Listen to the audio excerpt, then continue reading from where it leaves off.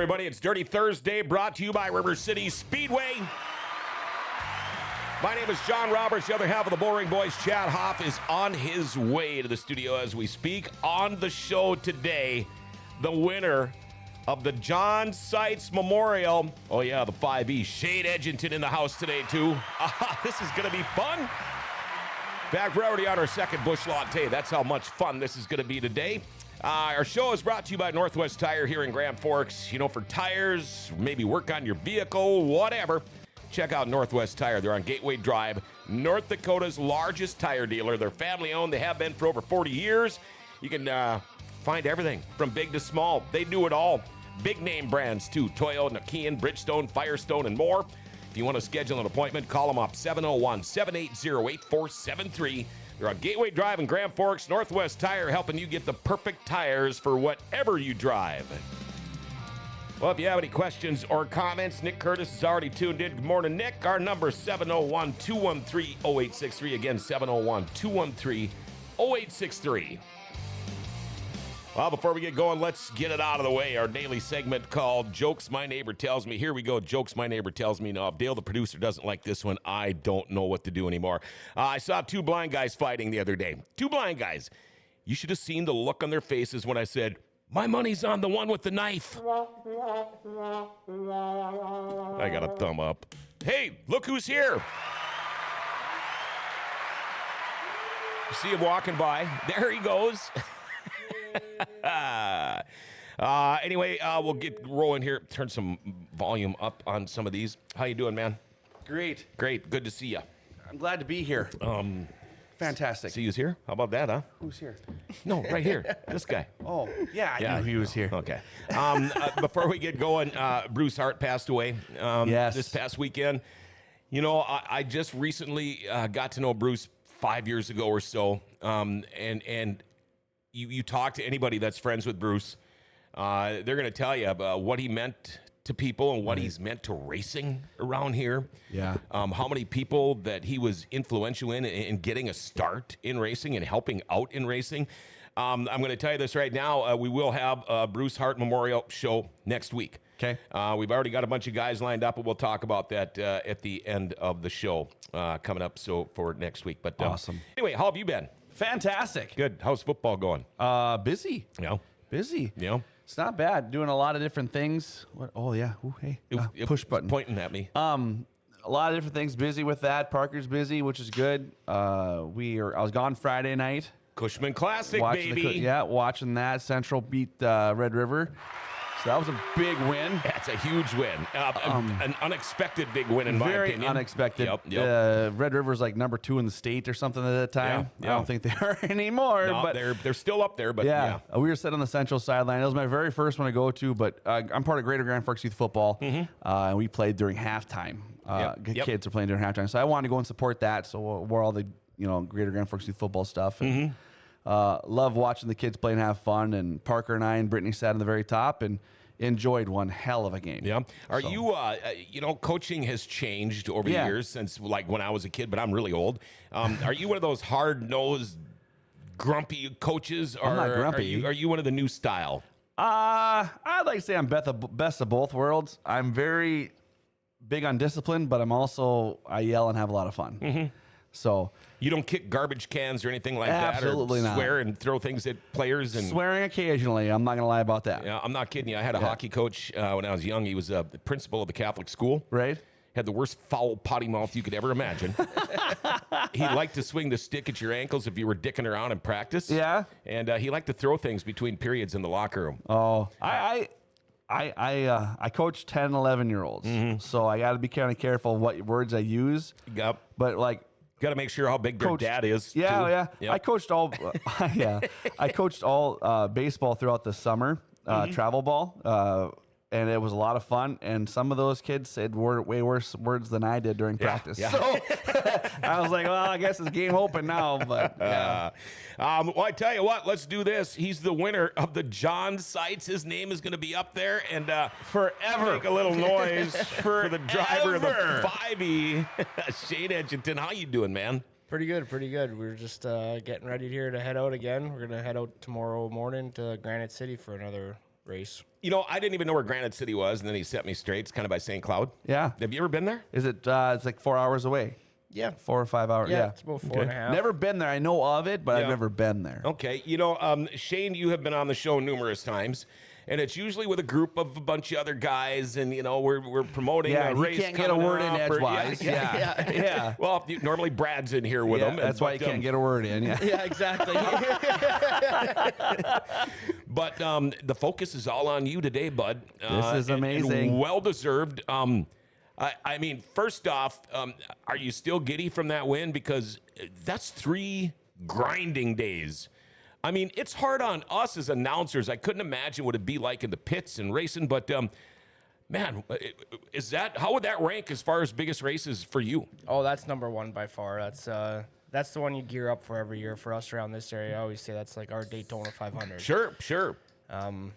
I think it's the most prestigious one in Wissota, honestly, just because everybody wants to win that trophy. And to finally get it done, we chased it for a long time, and I was pretty excited to finally get it done. And, you know, the thing is you can be good. You can be up there all the time. I mean, look, it was Demo that he finally, I think, didn't finish in the top 3 or 4 this year. He didn't finish the race. Yeah, well, that's right. And but so many things can go wrong and then so much luck involved. And then it all wraps up with a 92-lapper to have all the stars in line and all of that kind of stuff.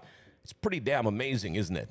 Yeah, like I said that first day, it's the heat race. You just got to get through that heat race and get good passing points in. So just to get yourself situated good for that big 92-lap race. And then it's took me a lot of years to learn how to be patient and just drive around for the first 30, 40 laps. And we're finally getting good at that, where we can take our time, save our stuff, and we're getting better to be there at the end. Is that hard to do? Is it hard to save your tires? Were you thinking about that kind of stuff, you know, lap 30 or when you're coming up to your gas stop? Are you having guys saying, hey, what do my tires look like and things like that? Or how does that all shake out for you? Yeah, it's hard because we've been there. We've led it at the halfway point. We've led it at fuel stops and stuff, and then we faded. And I just said this year, I said the first 40, 50 laps, I'm just driving around. I said, we're just going to maintain and just try to save our stuff, and then we'll be there at the end. And our tires, actually, at the end of that 92 laps, I ran them in Fergus the next weekend. No kidding. Yeah, our tires were, like, perfect. Now, does that have to do with your driving style, with what kind of shape the track was in, or a combination of both? It's definitely has to do with both. I've learned how to drive pretty straight over the years and not bend my car and spin my tires, and a lot of that came from being a go-kart racer back when I was younger, and just that's kind of my style of driving. I always drive really straight and try not to spin my tires. I'm not a big-time cushion banger, you could say, but I can... You don't throw it into the corners. Yeah, I said that's just not my style, but I'm pretty good at just rolling through the middle and saving my stuff. Okay, we are going to talk about, I didn't know the go-kart thing. I don't know if we've ever had that good of a talk, but we're going to find out more about that. But I do want to ask you this before we get on with the rest of the show here. I'm sure your phone was going crazy all night long, all weekend long, all the next week. Where was the farthest shout out you got from? I mean, because, you know, people pay attention to this race all over the country. One of my good buddies that helps me out in South Carolina, he called me. He was on the phone with me right away.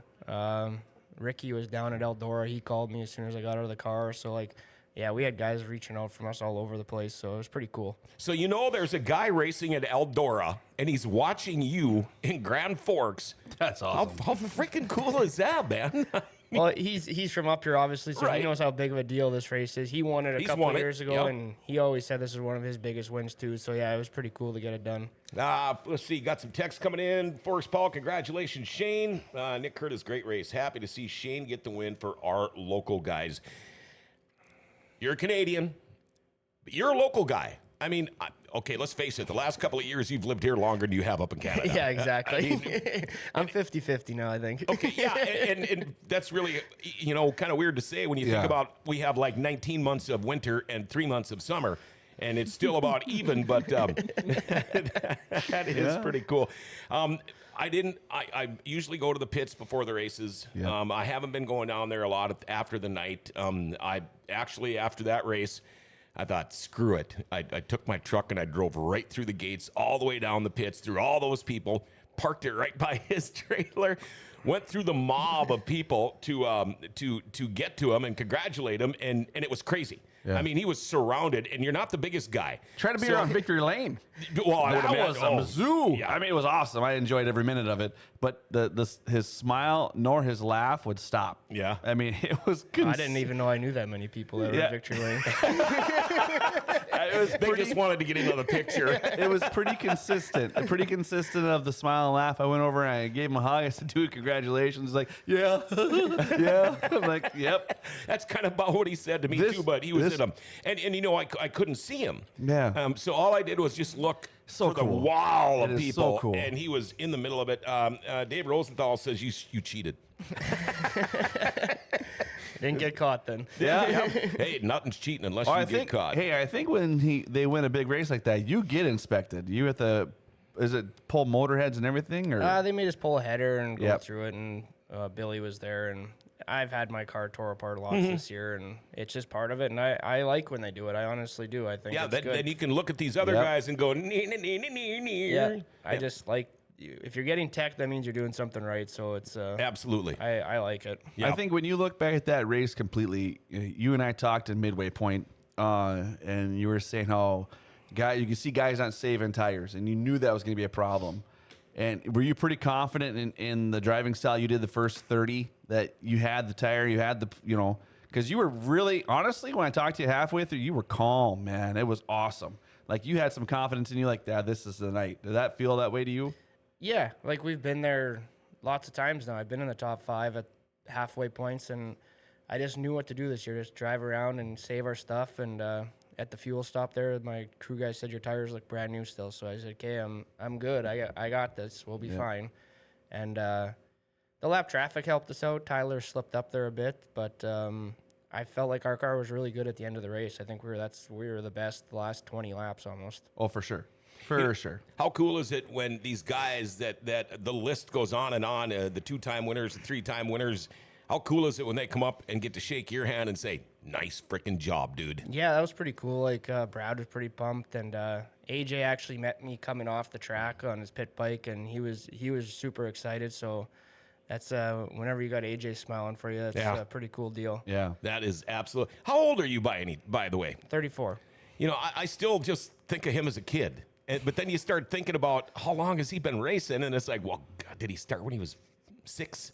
Yeah. I don't know. He just doesn't seem like he's been around that long. A lot of people are already texting, wondering where you're going to be racing this weekend, and we'll get to that. But I want to know, what time did you leave River Cities Speedway then Sunday? Did you leave is the question. Yeah, or is your hauler still there? Oh, no, you did go on the road we again. left. We went to bed really, really late, and somebody came and woke us up at 9:30 by the name of Brad Sang, and said, you got to remember, you got to leave again Tuesday, so you better get up and start washing and stuff. And it was a pretty slow Sunday, I can tell you that. Were you still in the pits? Oh, yeah, we didn't leave the pits till probably 10:30 the next morning or 11. Wow. And we went to the shop and unloaded and attempted to wash, I guess you could say, and we still had a little more fun on Sunday, but yeah, it was a short week. We had to leave again Tuesday night, so it was a short turnaround. The best part about that story is at 9 o'clock in the morning, Brad Sang was knocking on my door how telling me to about get up that? and say, hey, you got somewhere to be on Tuesday. Yeah. You better get this thing washed up. Wait to see if Brad can win this thing again, and you go pound on his door, but do it about a half hour earlier and see what he says. That's awesome. Now, did the hangover for something like this, not the hangover from the party, but the hangover from the whole deal, the whole winning, the whole 3 days, did that last for a while? I mean, kind of like almost like jet lag, but in a better way? It was cool, but like it was such a short, to go to the 100, we got to leave Tuesday because we race again Wednesday. So it was like, we never got to sit there and really like enjoy it, I guess Couldn't you soak could it say, in. and soak it in. But Right. This week was cool. We got to the shop again and we looked, and there's Seitz trophies there. It's like, oh, we did win this thing. That's right. Yeah. So it'll be, once I get home and hang the check on the wall and all that, that's when it's kind of like, Sure. yeah, this is pretty cool. And I had intentionally left that Dirty Thursday open thinking we'd be able to get the winner on if we were lucky, and it was a local guy. Right. So I reached out to him right away, and it's like, well, I'm going to be gone, because they're already going on the road again. And it's like, crap, we're going to have to get a hold of those guys and say, you don't start your race so early next week or next year. Okay. So in the winter, you're Canadian. We talked about this before you came in. You're a hockey fan. Yep. Yeah, I enjoy watching hockey. I don't find hockey as exciting as it used to be back in the day, that's for sure. But I definitely enjoy watching playoffs, I could say, because it's a different game when playoff season comes around. Yeah, and that's usually a short period of time for you guys because the Canadian teams never make it very far anymore. No, but we get to watch all our other players on your guys' teams. True that. Good answer. Good answer. And you actually grew up skating with some pretty damn good hockey players, didn't you? Yeah, I played with Taves when I was younger. One of my good buddies is Zajac. We played together forever, and we're still really tight buddies. So, yeah, I knew a lot of good guys in the hockey worlds, and I had a lot of good buddies that made it pretty far in the game. You know, it's funny when we talk to them because I've interviewed a million hockey players in my life, a lot of Canadians, and you close your eyes and it's just like, okay, there's really a hockey player sitting across this table from me. It's not a race car driver, but Right. And they all know what you do. Yeah. Zajac called me after winning the sites. He No was kidding. Pretty pumped. He lives in Boston now, Yeah. Kelly, and he still follows me, and it's a pretty cool deal. Yeah, That's That's really awesome. cool. I actually had two of my buddies down here for the sites race we played hockey together all our lives, and they're here for the sites race, so they're actually in victory lane with us. And Yeah, there might have been one sober person in Victory Lane, and I think that was Shane. I think so too. Pretty much it. Like Shane was getting hugged. Like I don't think beer was spilling everywhere. Yeah. We had Shane. You got to drink this Pabst Blue Ribbon, And like, oh yeah. And you know what? Whether it be Pabst Blue Ribbon or not, every beer is good when you're in victory lane at a race like that, That thing isn't it? tasted pretty good when they gave it to me. I can tell you that.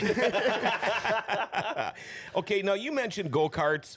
How did you get your start in racing? Was it always go-karts? Did you ride BMX, or did you start mini bikes, or was it always four wheels? It's a crazy story actually. We sponsored Lou Kennedy forever and ever and ever. Oh, okay. The sprint car driver, and I used to play a lot of hockey, right? And Scott Greer was actually my hockey coach. Believe it or not. Jeez. Wow. He was the goalie coach, and his dad used to come to every game.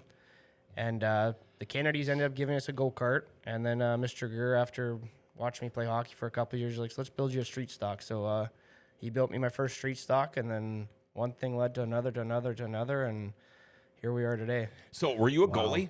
No, I wasn't. Okay, I was Scott gonna was just say. on the team, and we knew him through the racetrack because I would go to every race. I was a race nut. Okay. I used to love watching racing, and we just knew each other because his dad only lives a mile down the street from me.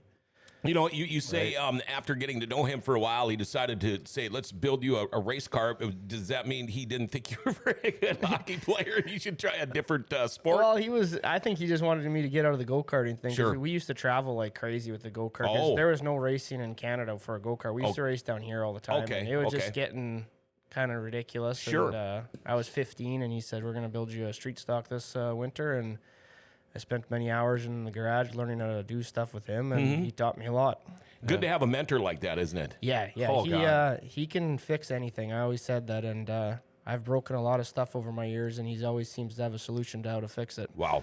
Do you and Brad Sang ever go back and talk about old hockey stories? Because Brad, if you go and go to the state high school championship tournament, the state tournament, Brad's still in there. He still has records in North Dakota high school hockey, believe it or not. So do you guys ever swap stories? But he's not the kind of guy to really talk about what he did in hockey, at least when I bring it up to him. I've heard rumors, but he's more excited about his old timers. He thinks they're the best team out there for some reason. But Yeah.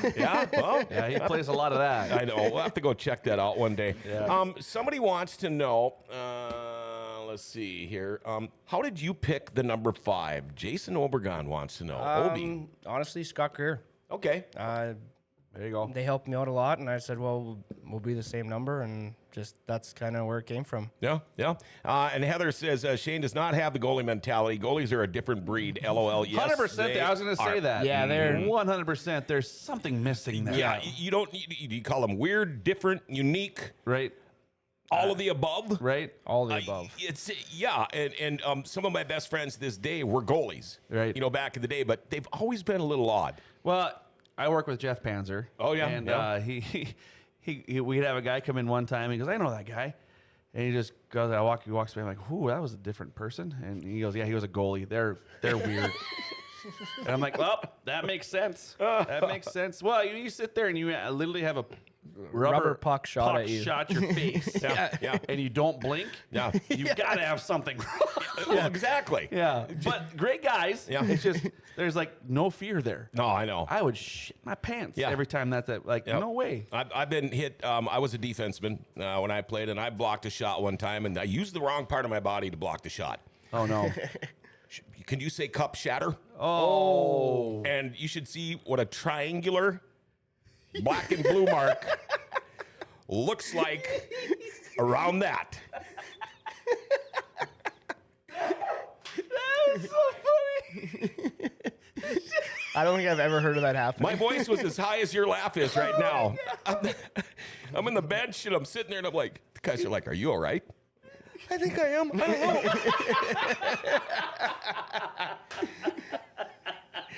Pretty soon, there's guys feeling me on the freaking bench. Oh, Dude, God. it's broke. I mean, your cup, it's broke. Oh, could you just imagine your face? Oh. Yeah. Oh, gosh, what a great story. Thanks for that. I have a headache now from laughing. Holy crap. Heather even said, ouch, ew. Chris Sherrick is one of my goalies in my league, Nick Curtis. What do you do then when you go home in the winter? Do you go to hockey games? Do you work on race cars all weekend? Do you work? Do you have a job? What do you do in the off season? Yeah, I'll go back into the elevator trade when I get home. We'll put the elevators in, fix Okay. them, service them, all that kind of stuff. And then I don't go to many games just because it's crazy going to our games. Sure. It's downtown and whatever. But we build a lot of cars in the wintertime, actually. Me and Ryan Karoluk, we do a lot of bodies. And I had built 4 late models last year, and Wow. he did about 7 modifieds probably. So, yeah, we stay pretty busy with that stuff, too. Now, where do you build your cars? You have your own shop just for doing that kind of stuff? Or Yep. how's that work? Yeah, I built a new shop about right before COVID, I guess. So Okay. we built a new shop, and we never really got to race out of it. Right. But we use it in the wintertime lots. It's beautiful, big shop, and we got everything we need in there to build race cars. So the one you have right now, the late model you have now, if I'm not mistaken, is for sale. Yeah, I actually just traded that for another MB. So that'll be my winter project, put new body and decking on that one. So Wow. we'll get that one going, and then my sniper's sitting there ready to go. So I think if we end up going to Arizona, we'll take that and one of my other MBs, and we'll go from there. There you go. So how many race cars do you own right now? 3. Okay, 3. Wow.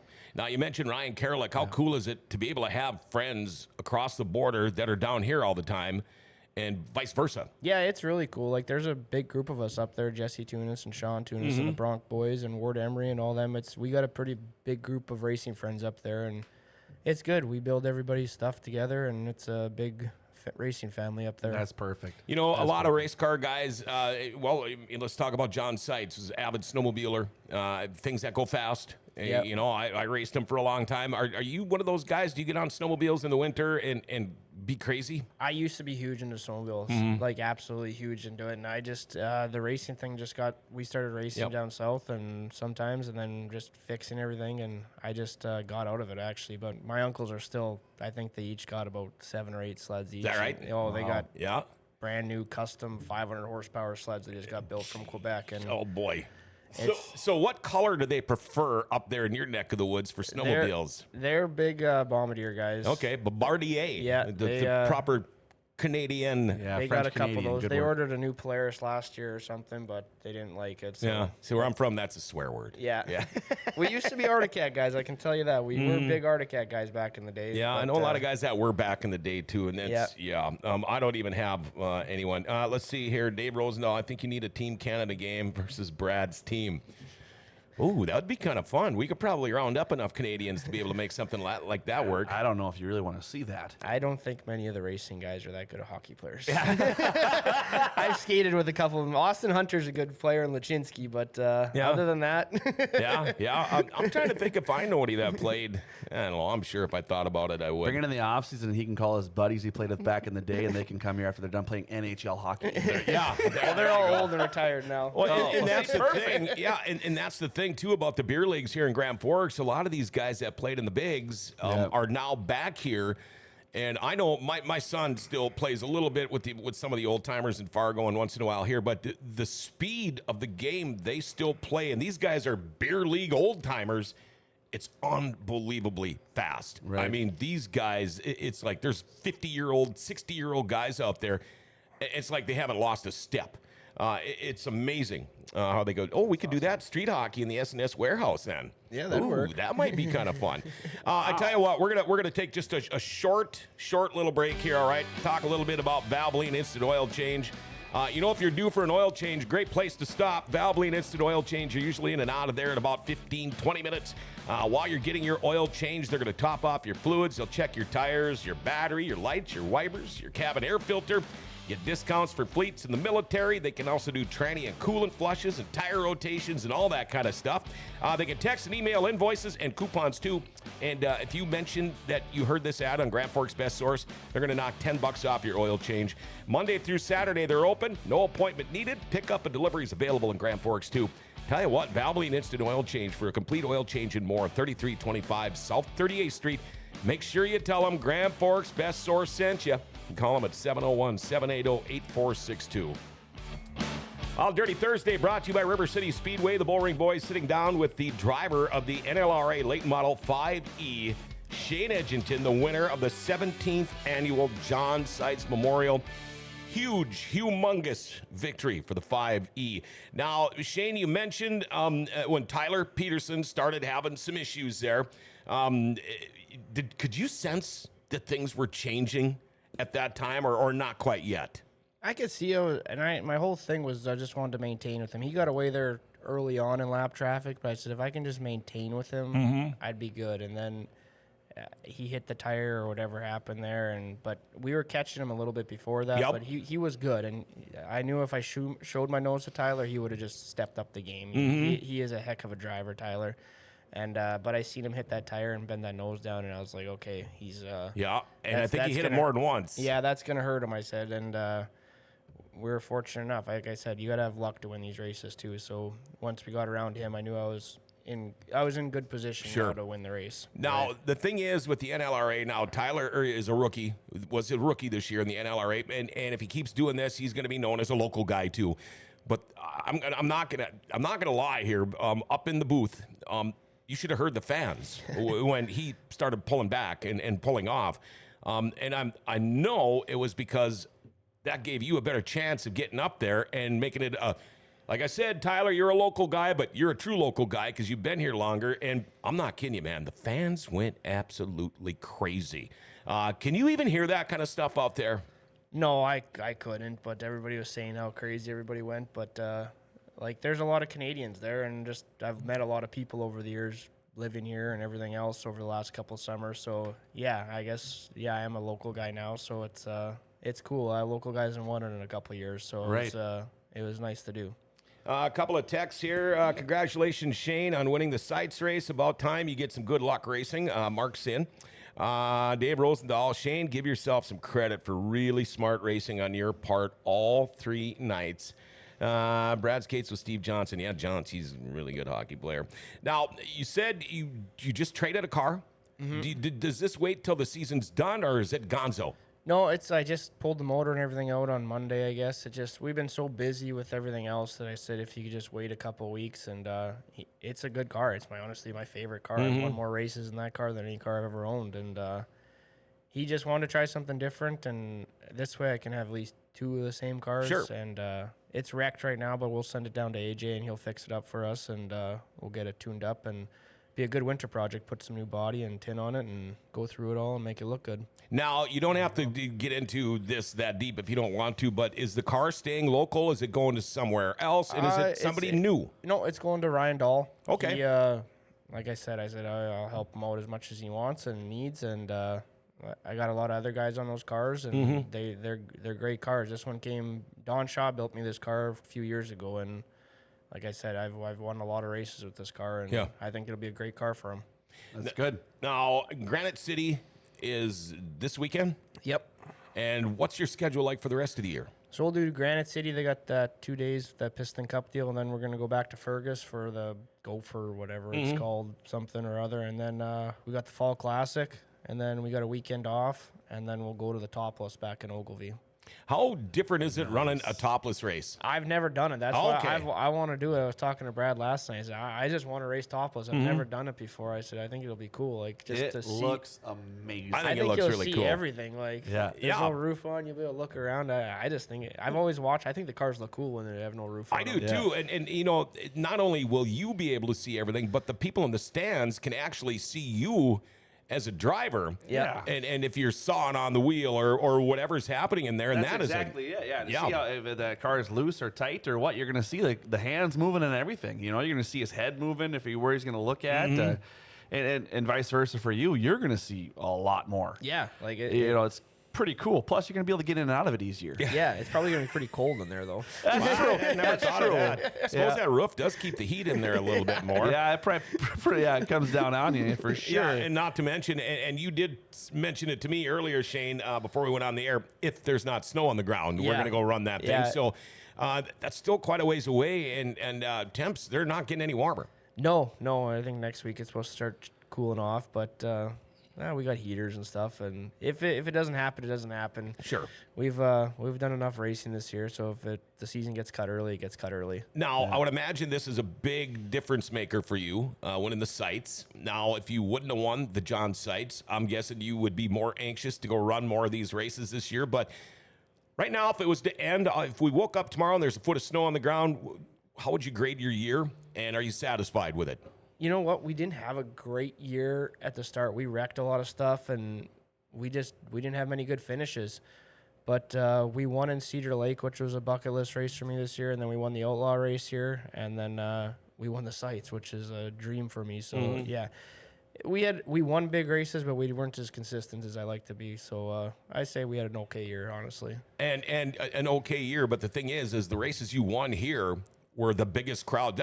I tell you what, that Outlaw crowd was one of, I think, the biggest crowds we've ever had here. Right. And I tried to find out more about numbers. I didn't get any answers, but a lot different down at RideLCar.com Victory Lane when you've got that many thousands of people in the stands. It's crazy to see, honestly. Like, it was just a sea of people, and it was loud, and I've never won on one of those Outlaw nights, so that was, it was definitely cool to do. And like when we won at the USA Nationals there this year, it was the same thing. It was packed there. Like, there wasn't both sides were just jammed, and that's another cool place to go race, Cedar Lake, and it was neat to win there too. When you look at, especially the big races, we have a lot more following coming down. Like the John Seitz Memorial, we had a lot of Canadians. Yeah. And then the World of Outlaws, we get a bunch of Canadians come down for those too.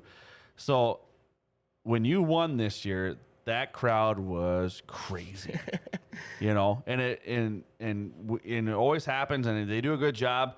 They always put the Canadian flag behind me after that. I mean, that's like spot on, you know, and so it was so cool to see that, and you see the backing you have from that. But you have 6,000 plus people just going crazy for that victory, and that was a great race too. Yeah. So kudos to you on that. And, you know, when you win big races like that, people, you know, you're not consistent like you say, but when you're winning big races, you're a showstopper. Yeah. Because once they see you know, it's like we always talk about this all the time, right? With the sprint car guys, his hauler pulls in like, oh, I thought I had a chance. Yeah. But now it's a big race. And Crap, there's the 5E. Yeah, there's the 5E. That's the cool thing. And people are thinking that now. I think so. I don't know all the time, but I think so. I think so. And, you know, you mentioned the Canadians. One of the loudest ones ever didn't even make it to the Seitz this year. But you still couldn't tell because I saw they were really, really loud. But now that you've got some of these wins under your belt, people do know more about the 5E and who you are. Do you get that now? You go to these different, I mean, like you're going to be going to Granite City, and I'm sure there's going to be people saying that, you know, guys in the pits going, well, oh, crap. Not only are you going to say that, you know, when you look at when they start introducing them onto these live events, they're going to say the 2023 John Seitz Memorial winner, Shane Edginton. That's pretty cool. That's pretty cool. But we've been to Granite City a bunch, and we've won there a couple times, and it's a fun track. Trentini does a good job there, and they're good with everybody, and it should be a fun weekend. We haven't been there in 2 years, so it'll be fun to get back there. That'll be awesome. That's awesome. Rena Singh's watching. Hello. She says, hello, Shane. Do you have any idea how many A features you have won in a late model?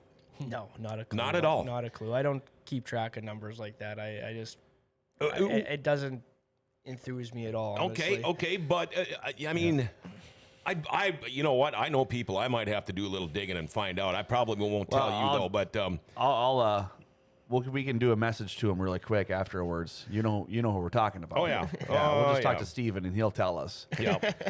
Ryan Corbett's putting a little jab in here for the 5E. 5E is I'm guessing that means big wins, not bug wins. 5E has some big wins, but it's but the personality of a mud flap. Well, we can't all be like Ryan Corbett. I think the world can only take care of one Ryan Corbett. Exactly.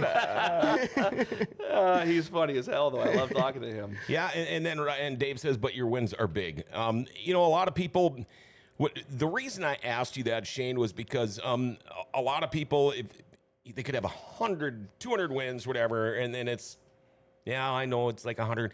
It surprises me. It shocks me.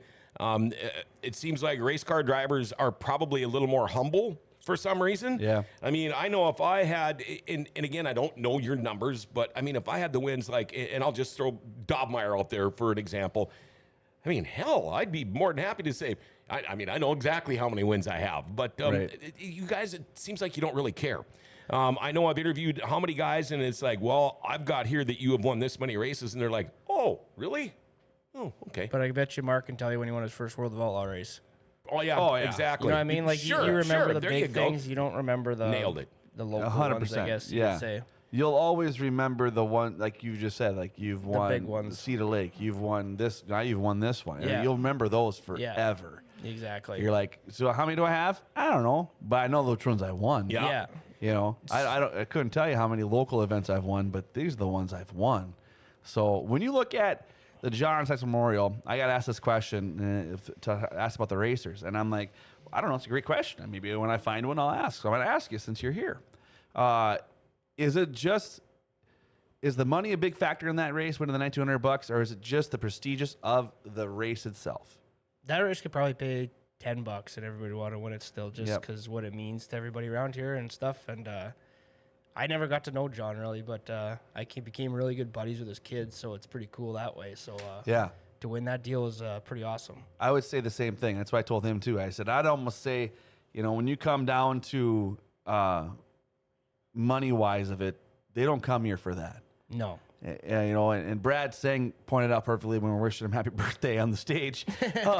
He said that he wished they were racing for green pasture or something totally different, but others says memorializing this man because and I never got to meet John Seitz either, but just talking to everybody and getting to know how great of a guy he was. How to lose somebody like that. We just lost Bruce Hart. To those kind of things. I think you're racing for him. Yeah. Because of what he's done for the sport. You're not racing for the money. That's a great answer, and I appreciate that very much. Yeah. At the end of the year, Shane, I know you're pretty much set up shop out at S&S with Brad. And do you load everything into your hauler and take it all home, or do you leave some here? And then I also want to know about your shop back up north. Do you have shelves with the trophies on, and do you hold on to all these and make sure there's a special place for them? I know you mentioned the giant check. Do you have a place like that up there, or do they not mean that much to you? I don't know. We got some cool trophies we've won over the years sitting all over the place, but well, no, I'm sorry. It's probably Corbett, I imagine. No, we got a stat for you already. Yeah, I've already got it written down too. Hey, sorry, Shane. I just saw that. But yeah, we've won some cool trophies over the years, and they're sitting in the corner in the shop. But I just think the checks hanging on the wall look way cooler. I do too. I just think when you walk in, and it's like, oh, look at all those. It's pretty neat. And you see a lot of drivers too that they've got so many trophies. I've seen how many of them hand them to a little kid in the stands, or some kid that's just thinks you're a rock star, and that's cool. And what Chad is talking about here is it's so quick he does it too. I know. Well, for one thing, I'm amazed he's up. Yeah, I agree with that. He didn't burn the candle at both ends all night last night, but we know how many wins you've had since 2016 already.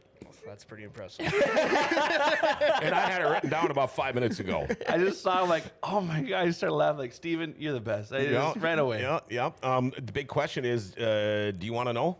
I don't care. It doesn't bother me. Yeah. Go ahead, tell him. Ryan Dahl's number. 33. Yeah. There you Since go. 2016. Since 2016. That's not bad. No. That's not bad at all. That is not bad at all. I just love it. He doesn't. You know, you can tell he doesn't. It doesn't bother him, and I get that. But it's just you tell him, not bad. Yeah. Not bad. And I think you explained it. I love it so much when you said when I talk about Dobler, and you said, yeah, but I bet you he remembers the first World of Outlaw win. Yeah. That's a thing. It is. I mean, yeah, it's really cool to say, I've won 33 wins since then, but, it's almost kind of cooler to say, well, I'm not sure, but I know I did win this, and I won that, Yeah, and I can won tell you that. my first time I won in a late model, but I couldn't tell Yeah. you much in between that. I could tell you when we went to Cedar Lake, the sights, obviously you'll never forget Sure. that, and Right. the Outlaw night. But How about your first late model win? Where was it? Glendon. No kidding. Yep. Buffalo River. Buffalo River, and I Yeah. got a really cool trophy, so that was pretty cool. Yeah, yeah. I think it was taller than me, honestly. Yeah. You like running over there? I don't. I like any track you win at, I guess. Well, yeah. But, I guess that makes a difference. That's a great answer. Yep. But it's a cool facility. The track I wish was a little wider, I guess you Yeah, could say. But yep. I've been on worse places, that's for sure. And Sure. So I don't mind it that bad, no. You ever get to a track, we don't have to name any, and you take one look at it and go, oh, man, this is going to be a shit show. Hibbing. Yeah, okay. We'll name it. I'll just say it. Yeah. I hate that place. You do, huh? I had to go there 3 times last year and for that Challenge Series deal, and I said I won't do the Challenge Series again for coming to this place. Why? What's up with the track? I just got a bunch of bad calls on me. You race around the tires, your rubber's up right away, and I didn't see the excitement in it at all. And Yep. Right. They say how great of a place was. I thought it was a dump. Okay, and you haven't been back since? No. Okay. No, especially when you have so many great tracks that are close by. Yeah. And it's funny. I talked to Ricky a lot, and he says, you guys don't understand how good you have it up there. Wow. He says you come down in Tennessee here, and he says that most of them are just absolute shitholes. Yeah, and we can kind of attest to that because when we get the Lightning Sprint guys that come from Colorado and California and all that, and they say the same thing. Yeah. And you don't really know how to take it because they're driving Lightning Sprints, and I know it's a lot different than a late model or something, but. And they say the same thing. You guys don't realize how nice the tracks are here. Oh, God. Compared to what we have to race on, and they're nice. And Well- and it's funny because you'll hear guys here bitch and complain about tracks, and it's like, gee, I don't know. I thought it was a pretty good race. Well, and you think they bitch and complain. Yeah, that's just what they are. That's what they do. And no offense to it, but that's you got to find something to. Yep. Hey, you didn't have a good race. Well, it's this fault. It's this fault. Yep. But you look at the area we're in, and we have how many tracks around an hour and a half away from us? Oh, it's You got crazy. Glendon, West Fargo, Ada, River Cities, Greenbush. You have Devil's Lake. Fergus. Like Fergus, if you walk into that place, like it's amazing how nice of a facility it is. Yeah. Like, So we're spoiled. Yeah. We're Yeah. 100% Yeah. spoiled. And I'm glad, you like you said, Ricky saw it. I'm so happy that people got to understand that we're fortunate to have these local tracks that, I just saw one again that's shutting down in Wisconsin. I know. Yeah.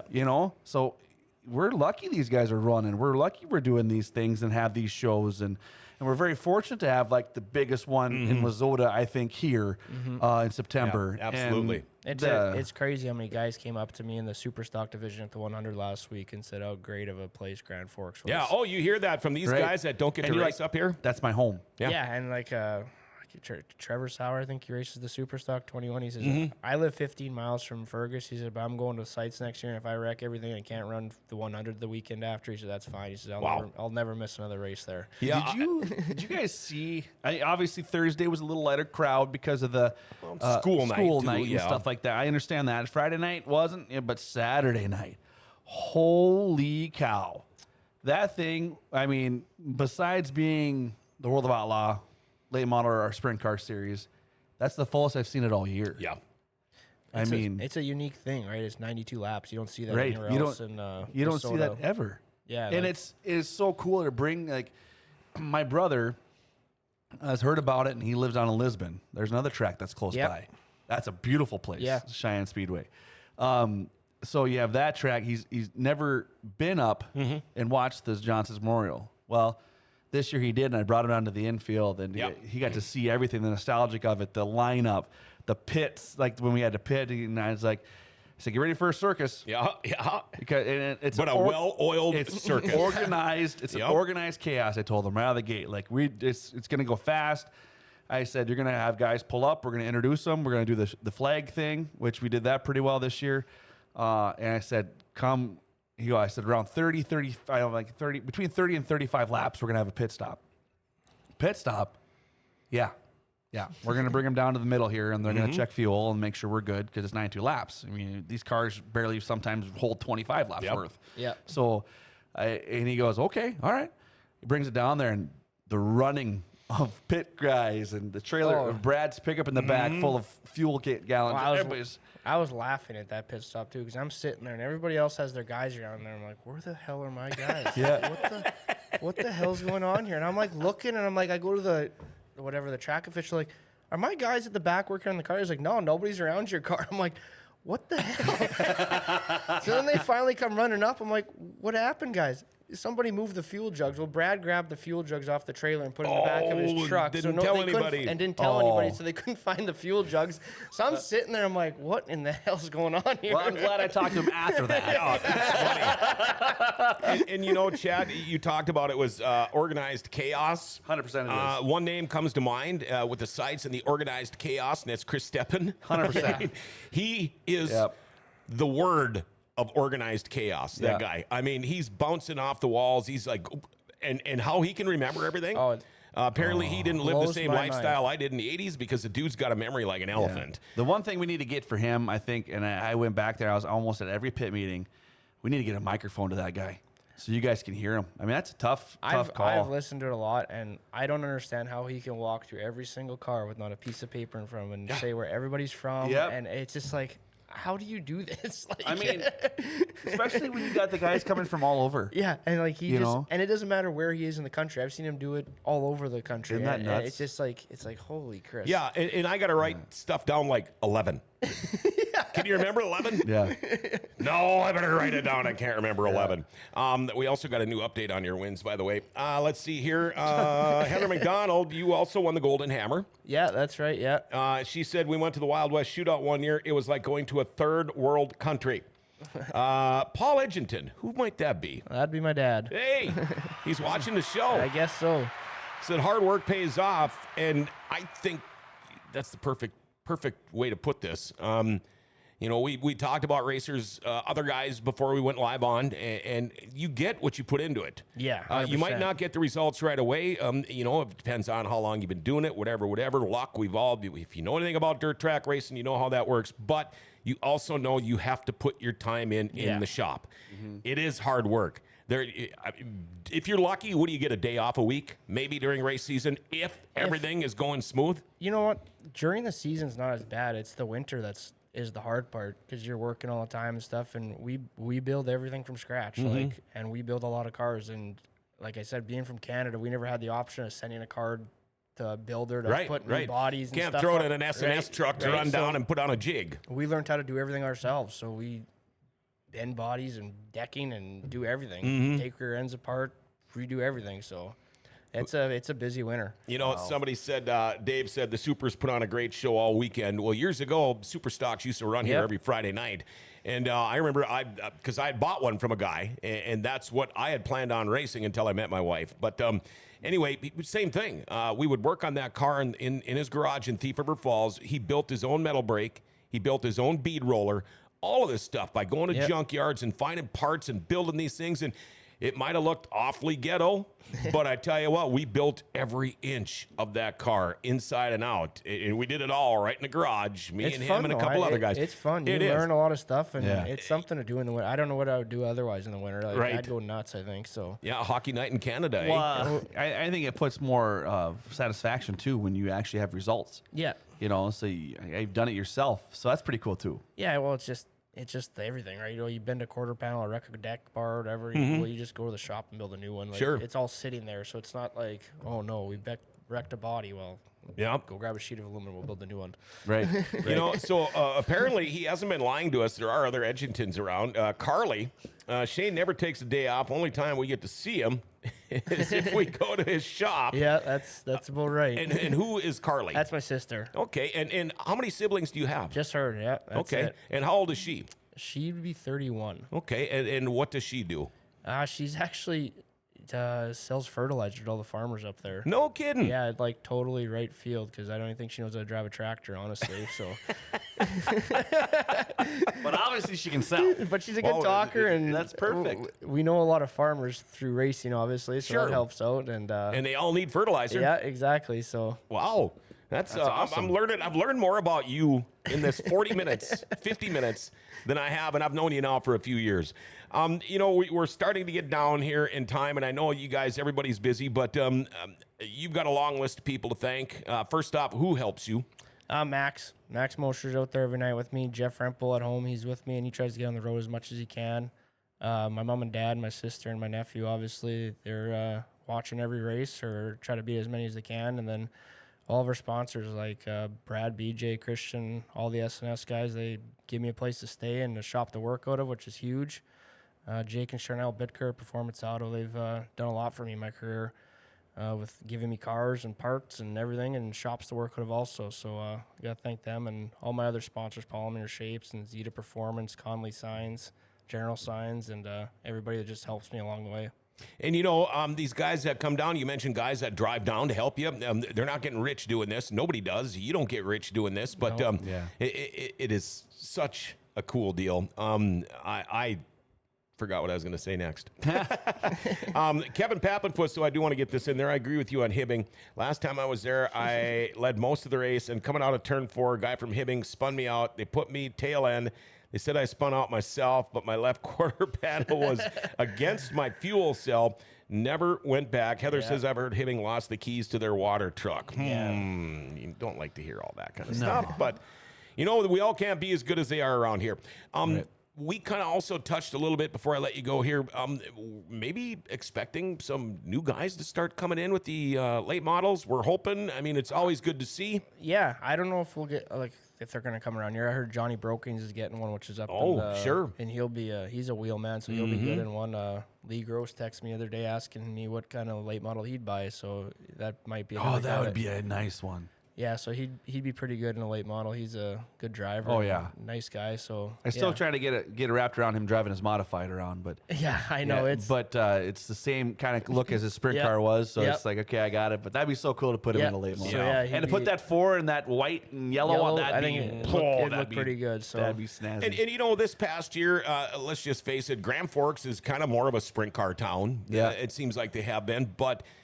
With the NOSA guys not being here as much, I think, and maybe you can attest to this, I think you have picked up a hell of a lot more people that are now late model fans. Yeah. I've always said, I could be 3 kids racing in a little circle with their tricycles. I'll probably stop to watch. But racing's racing if it's good racing. But your thoughts on that? Because I think more and more people are finally getting turned on to the late models and the fendered cars. I think so, too. It's just...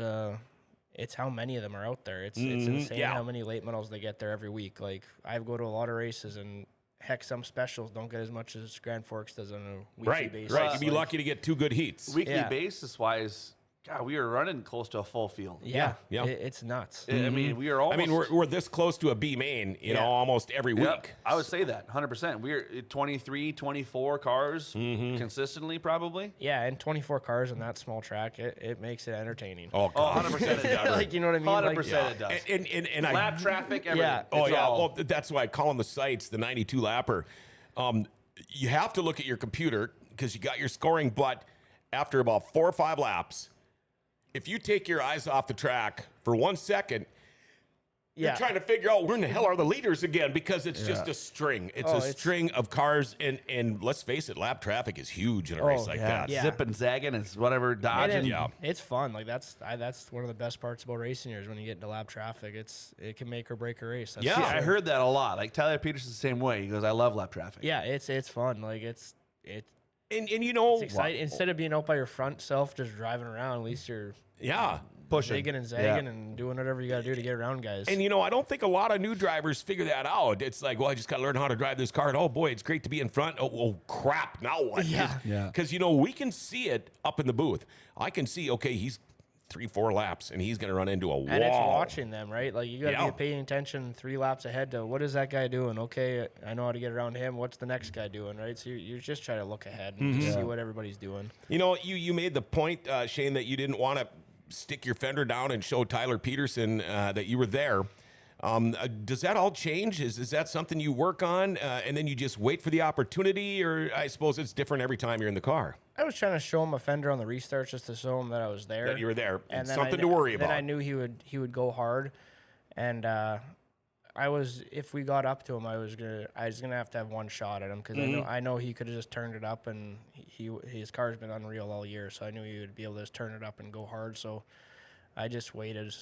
But it fortunately worked out with the tire and stuff. Patience, like you said, patience. You've worked on a lot. Patience is key in that point because once you show that you're there, you're close, and he can't see behind him or whatnot, and he pushes, and then he hit the Ute tire. And it's hard leading. Like, I've been in that spot before. Like, you don't know anybody, especially in Grand Forks. You can't see signal guys or nothing like that. It's like go time. So you're trying to go as hard as you can because you don't know what's going on, right? Yep. So it's tough. And so he cut down in the middle and hit that tire, and that just believe it or not, it's crazy. But you throw the bumper into the ground, that messes the whole car up. Yep. And you could sense it. Now, can you see like the little score thing off of turn 3? And can you see when you're driving by to the left on the front straightaway? Do you get a chance to get a glance at that? I can see the one on the back straightaway. Yep. That one's pretty easy to see, so that helps. I wish they had a lap counter somewhere in the infield that you could look at. Right. That'd be a little bit better, which they should probably upgrade that maybe. Yeah. Do they tell you anything in your receiver? Like, okay, boys, 32 laps to go? Or under caution and stuff. They'll say how many laps, and you can look up at the board at least when you're under caution and stuff. It's easy to see. So okay. Yeah. I got one more question for you, Chad. I don't know if you got any more, but I posed this question to John not long ago, saying if it was the last lap, turn 4 in the last lap, you're racing side by side, the 21 and the 12S. Would you? And I couldn't even have to finish. And he said, absolutely. Oh yeah. Come down to the last. And no, you don't have to answer this. I'm not saying this to piss anybody off. I'm not asking you this question to piss anybody off. I'll just throw Tyler Peterson's name out there. Coming out of turn number 4, if you had to win this race, the last lap, turn number 4. Would you put the business to him, or would you just race him clean? I would, if I had to, you would, 100%. I think everybody would. I'd expect him to do the same thing. Yeah, and it doesn't matter. I don't have to. Okay, maybe not Tyler Peterson. We could say Joey Peterson. We could say Brad Sang. I thought you were going to say any of these guys. If it was Brad, 100%. Okay. Because I'd have to fix it anyway, so it don't matter. It's on his problem anyway. Well, you throw that in there. That's true. I announced a lot of IMCA races. The IMCA modified race I saw one time, it was one guy's brother-in-law and him, and he pushed him like last lap coming to the checkered. He went to the inside and pushed him almost off the racetrack because his car would work so well, and he won the race that way. And Travis Hagen fell second. You never want to junk a guy, but if you have to rub him or something, 100%. But you're not going to go to junk a car. Or right. I mean, no, because you know how much that takes to fix and what it's worth. If you bend a door or a quarter panel, whoop-de-doo. Right? Yeah. Like, that's just part of it. There's that saying, "Rub it is racing." Yeah. Yeah. Slow them down a little bit so you can pass them, just as long as they don't call a caution, because the caution is going to be charged to you. Yeah. Right. Exactly. Right. Yep. You got anything more for the guy? Dude, this is a great show. This is a great show. I've been chomping at the bit about this show for a while because I know what this race means, and to whoever wins it. I mean, this is something that race fans like you and I talk about all year. We'll talk about this all off season. We'll talk about it all next race season. Going up to the sites, the 18th annual next year, and we'll be talking about it. Gosh, remember last year? How cool was that? And I'm one of these guys where it's tough to not get emotional when you got guys that win that you know. So I try to stay clear of that because I'm a freaking crier. And so I get really excited. It's emotional excitement, happy cry, like. Fuck yeah. Excuse me. Oh, geez, I shouldn't have said that. That's a big one. Sure, hope your son's not watching. Put it in the bank. You see those kind of races that guys win that you know, and nothing against like the AJ Demos, but you guys put your heart and soul into this track every Friday. Mm-hmm. Yeah. And to have you guys win, it's just icing on the cake. Yep. So good show, buddy. Congratulations. Thanks, guys. Good luck in the next couple, buddy. Thank you. And by the way, it's 36 wins from 2012 on. Oh, look at that. There we go. Stephen Lewis pulls through. Thank you very much. Heather McDonald says, swear jar. My bad. Billy Schletter, everybody. Hello, everyone. Congratulations, Shane, on the JS win. What a great day. What a great race. Good what a show, great John. three Thank you. races. And what a great show. Again, thank you very much. And good luck heading out to Granite City and the rest of your season. And we'll have you on again. I mean, that's pretty obvious. We're going to have you on again. Dave Rosenthal, good show. Thanks for doing these. We absolutely love doing this stuff. Shane, thanks. Again, thank you. The other half of the Bullring Boys, Chad Hoff. By the way, our end of the season party is this weekend. Sunday. Yep, Sunday. Yep. So, okay. Sunday. We'll be there. We're going to give away a couple of Bullring Boys shirts at that deal there. I think that we'll do that. Again, there we go. And again, thank you to our guest, Shane Edginton, the winner of the 17th annual John Seitz Late Model Memorial. And what a great 3 days of racing that was. Hey, big shout out to Rumor Sports Bar and Casino. They have been with us on Dirty Thursday, and I say this every week since day one. Right now, their weekly specials from 5 to 11 tonight on Thursday. Sandwich and sides for just $7, all right? Wall-to-wall TVs, UND Sports, your favorite teams on TV, buses to UND Sports and all the big concerts. You can bet on the horses, you can play bingo, you can try your luck with charitable gaming, room for parties, and of course, home of the world-famous beer tower. Hey, the Twins' magic number is down to 2. Catch them tomorrow night. Have yourself a great lunch at Rumors Sports Bar and Casino. Well, next week, we're going to do a show. It's going to be a memorial for Bruce Hart. Right now, we have got Dusty Bradley, Todd Johnson, Jeff Liebrick, Tommy Corcoran. Hopefully, Joey Peterson's going to show up, and hopefully, we'll get Terry Santos to come in there, too. So it's going to be a great time, all right? Hey, everybody, have a great remainder of your day, all right? And make sure to catch the Fork Sports Highway Show tonight at 6:30. You're going to love it. It's a great sports show. And remember, here's the most important thing. Like, share, tag, and follow us. Hit the notification bell on your smartphone. You'll never miss a Dirty Thursday again. It'll ding right in your face, and you'll know to turn it on. Hey, the Grand Cities, man, they rock. Grand Forks' best source is giving them an identity again.